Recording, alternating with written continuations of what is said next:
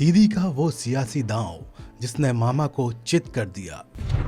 ममता का वो किस्सा जो सियासी करियर का टर्निंग पॉइंट बना। 1984 के आम चुनावों में किसको ममता ने हराया था। ममता बनर्जी यूं ही इतने बड़े पद पर नहीं पहुंची, इसके लिए उन्हें बहुत संघर्ष करना पड़ा। विरोधियों के सामने लड़ना पड़ा तो धक्के भी खाने पड़े। पश्चिम बंगाल की सियासत और ममता बनर्जी से जुड़ा ऐसा ही एक किस्सा है साल 1984 का, जब आम चुनाव होने थे। 1984 के आम चुनाव इंदिरा गांधी की मौत के बाद हुए थे। उस वक्त जनता की सहानुभूति कांग्रेस के साथ थी, लेकिन ममता का मुकाबला वाम के गढ़ में वाम के नेता से था।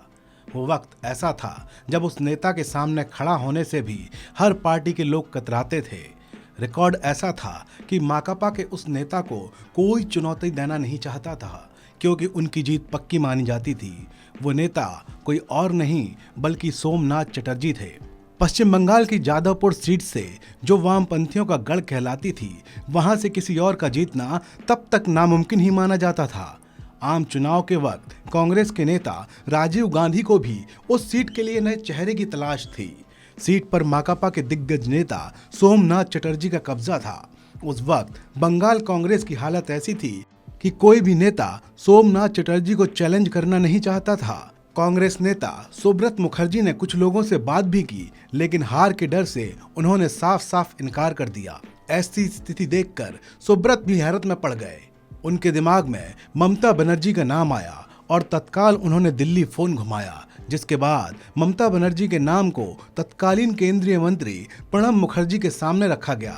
सुब्रत ने प्रणब मुखर्जी को बताया कि वो लड़की एक फाइटर है, आप उन्हें जानते हैं, मिल भी चुके हैं। सुब्रत ने बताया कि जब कलकत्ता की मीटिंग थी, उस दौरान सीनियर लीडर का ख्याल रखने की जिम्मेदारी उस लड़की को ही दी गई थी। उस वक्त राजीव गांधी भी वहां मौजूद थे। इतनी बात बताने पर प्रणब मुखर्जी को सब कुछ याद आ गया। अपनी हामी भरते हुए उन्होंने ममता के नाम को राजीव गांधी तक पहुंचाया। ममता के बारे में जानकर पार्टी ने उन्हें जादवपुर से टिकट दिया। नॉमिनेशन के दौरान ममता की मुलाकात सोमनाथ चटर्जी से हुई। उस वक्त परंपरा के मुताबिक ममता ने उनके पैर छूने चाहे, लेकिन सोमनाथ चटर्जी ने ऐसा नहीं करने दिया। उन्होंने पैर छूने से मना कर दिया। सियासी खेल में माहिर हो रही ममता ने इस इंसिडेंट का खूब इस्तेमाल किया। ममता ने आम चुनावों में खूब मेहनत की। वो हर घर तक वोट मांगने जाती थीं। ममता बनर्जी अपने पोस्टर खुद बनवाती थीं और उनको चिपकवाने का काम भी खुद ही करती थीं। अगर कम्युनिस्ट कार्यकर्ता पोस्टर को फाड़ भी देते थे तो सुबह दोबारा वही पोस्टर वहां चिपका मिलता था। प्रणब मुखर्जी उनके इस काम से बेहद प्रभावित थे। एक चुनावी रैली के संबोधन के दौरान ममता बनर्जी ने कहा था कि मैंने मामा को कहा कि आप तो इतनी बार जीत चुके हैं, एक बार मुझे मौका दीजिए। मामा ने मुझ पर कुत्ते छोड़ दिए। सोमनाथ ममता के मामा तो नहीं थे, लेकिन ममता का ये सियासी कार्ड खूब चला और 1984 के आम चुनावों में ममता ने इतिहास रचकर सोमनाथ चटर्जी को करारी मात दी। कबीर तीर्थ में खराब प्रदर्शन के कारण वो जादवपुर सीट से हार गए। उस वक्त ममता बनर्जी का नाम सबसे कम उम्र की सांसद के रूप में दर्ज हुआ। वक्त तेजी के साथ बढ़ रहा था। ममता भी हर दिन सियासी गलियारों में नए आयाम गढ़ रही थीं। सामाजिक और राजनीतिक आंदोलनों में वह नेतृत्वकर्ता की भूमिका में दिखाई दे रही थीं। 1993 में एक रेप केस के मामले में वो रॉयटर्स बिल्डिंग में पश्चिम बंगाल के तत्कालीन मुख्यमंत्री ज्योति बसु के चैम्बर के सामने धरने पर बैठ गईं।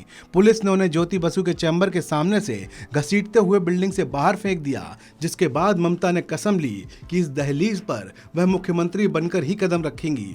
और हुआ भी कुछ ऐसा ही। करीब 18 साल बाद वो उसी रॉयटर्स बिल्डिंग में अपना सिर उठाकर घुसती हैं। इस बार मुख्यमंत्री के चैम्बर से बाहर नहीं, बल्कि अंदर कुर्सी पर उनका स्वागत होता है। इस खबर में अभी इतना ही। आप बने रहिए वन इंडिया के साथ।